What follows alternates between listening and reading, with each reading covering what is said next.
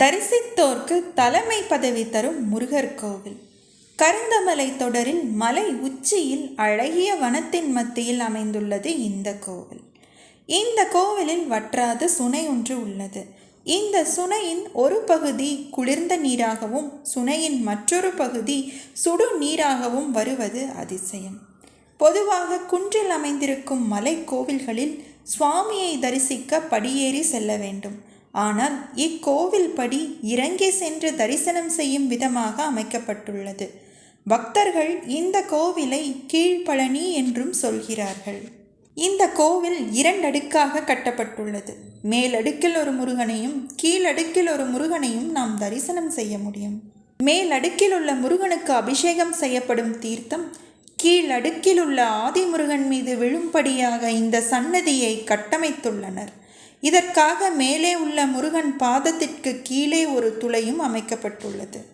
ஏராளமான சிறப்புகள் பெற்ற இந்த கோவில் திண்டுக்கல் மாவட்டத்தில் அமைந்துள்ளது. திண்டுக்கல்லிலிருந்து 22 கிலோமீட்டர் தொலைவில் சானார்பட்டி ஒன்றியத்தில் இந்த கோவில் அமைந்துள்ளது. திருமலைக்கேணி கோவில் சுப்பிரமணிய சுவாமி கோவில் ஆகும். இந்த கோவில் கரந்தமலை தொடரில் மலை உச்சியில் அழகிய வனாந்திரத்தின் மத்தியில் அமைந்துள்ளது. இங்கு மயில்களும் வானரங்களும் அதிகமாக காணப்படுகிறது. இக்கோவிலில் உள்ள நீர் சுனை வற்றாததாக இருப்பதால் இந்த கோவில் திருமலைக்கேணி என்று அழைக்கப்படுகிறது. இந்த கோவிலில் மௌனகுரு சுவாமிகள் என்ற புகழ்பெற்ற சக்தி வாய்ந்த சித்தர் பல காலங்களுக்கு முன்னர் இங்கு ஜீவசமாதி நிலை அடைந்துள்ளார். அவருக்கென தனி கோவிலும் இங்கு உள்ளது. ஏறக்குறைய 1000 ஆண்டுகளுக்கு முன்னர் இந்த பகுதியை ஆண்ட பாண்டிய மன்னர் ஒரு முருகர் கோவில் கட்ட வேண்டும் என்று விருப்பம் கொண்டார். ஒரு நாள் வேட்டைக்காக இந்த வனப்பகுதிக்கு வந்தபோது இங்கிருக்கும் சுனையில் நீர் பருகி சற்று கண்மூடி ஓய்வெடுத்தார். அப்போது அவர் கனவில் வந்த முருகன் அந்த சுனைக்கு அருகிலேயே தனக்கு ஒரு கோவில் எழுப்பும்படி கூறுகிறான். மன்னரும் அவ்வாறே ஒரு கோவிலை கட்டினார். வனத்திற்கு நடுவில் அமைந்த இந்த மலைக்கோவில் காலப்போக்கில் சிதைந்தது. மூலவர் சிலை சிதைந்து போனது. பூஜைகளும் நின்று போயின. பிரதான மூலவர் சிலை சிதைந்ததால் வேறொரு சிலை செய்யப்பட்டது. ஆனால் எவ்வளவு முயன்றும் சிதைந்த சிலையை வெளியே எடுக்க முடியவில்லை. எனவே அதன் மேல் ஒரு மண்டபம் கட்டி அதற்கு மேலே ஒரு கோவிலை கட்டி புதிய முருகன் சிலையை பிரதிஷ்டை செய்தனர். இவ்வாறாக கீழே ஒரு முருகன் மேலே ஒரு முருகன் என்று 2 அடுக்காக இந்த கோவில் அமைந்துள்ளது.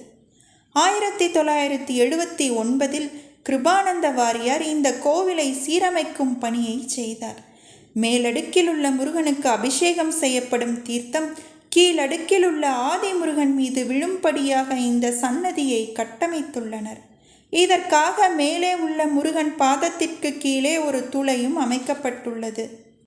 இந்த மூலஸ்தானத்தில் முருகன் பாலகனாக அருள் புரிகிறார். இவர் வலக்கையில் தண்டம் ஏந்தி இடக்கையை இடுப்பில் வைத்தபடி தலையில் கிரீடத்துடன் காட்சியளிக்கிறார். இந்த பாலமுருகனுக்கு தினமும் ராஜ அலங்காரம் மட்டுமே செய்யப்படுகிறது. இங்கே வள்ளி தெய்வானை முருகனுடன் இல்லை. ஆனால் முருகன் சன்னதிக்கு இருபுறமும் 2 தீர்த்தங்கள் உள்ளன. இதை வள்ளி தெய்வானை தீர்த்தம் என்று நம்பப்படுகிறது. அதிலும் வள்ளி தீர்த்தம் கிணறு வடிவத்தில் உள்ளது. மலையின் நடுவே உள்ள கிணறு என்பதால் இந்த இடம் மலைக்கேணி என்று பெயர் பெற்றது. இந்த தீர்த்தங்களின் வடிவில் தேவிகள் வள்ளியும் தெய்வானையும் இங்கே பக்தர்களுக்கு அருள் புரிகிறார்கள். இந்த தீர்த்தத்தை குடித்தால் திருமண தடை நீங்கி குழந்தை பாக்கியம் கிடைக்கும் என்பது நம்பிக்கை.